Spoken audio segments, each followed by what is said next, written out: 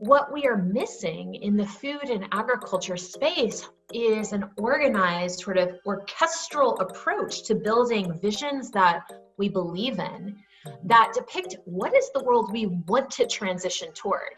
Hi, welcome to this edition of Christine and Guests. I am so excited to have the chance today to welcome my friend and actually role model in all things innovation, the innovation superstar, Sara Farley, who is at the Rockefeller Foundation. And we are going to chat all about visions for the future of food and agriculture. But you put a little twist on the common narrative here, because usually prize competitions are used for entrepreneurial innovation. Yeah.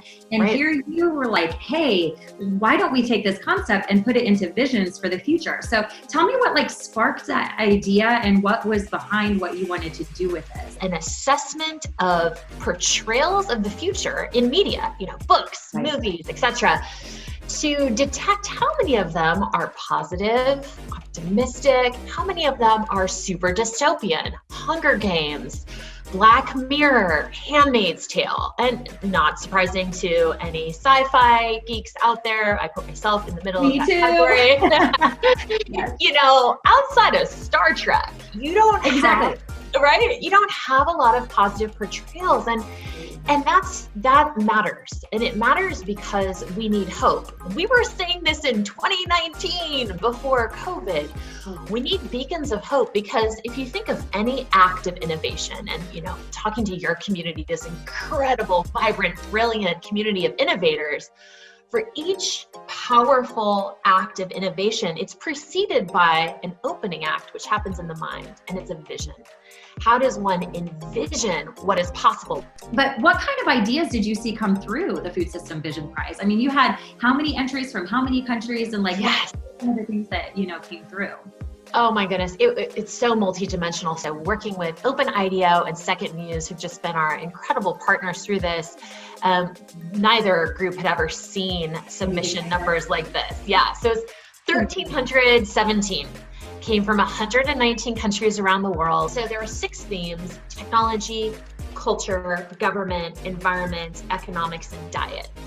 So in terms of what are the ideas within each of those 6 themes, there are so many ideas. We've actually had a data scientist and a couple analysts poring over every single submission to pick up themes. Oh my God, how fun. The data mining possibilities. Yeah, that's amazing. The data is so powerful. And so there's so many points of intersection. We've got, on the environment side, almost 200 of these submissions got into soil health, right? Because how can you get to 2050 if you're not, especially with our emphasis on a regenerative future, if soil health doesn't come at a premium? Biodiversity, over 100 submissions, have very nuanced and specific portrayals of how biodiversity, both in terms of fauna, but in terms of flora as well.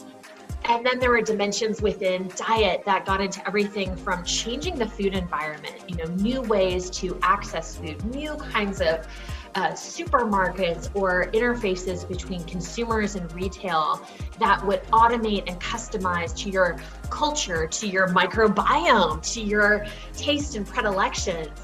The list goes on and on and on. But I think what was just extraordinary is that it was a real mashup of technology, behavior change, culture, policy dimensions within these 6 themes, and just the challenge, frankly, of judging them was really, really hard, because there's so much quality out there.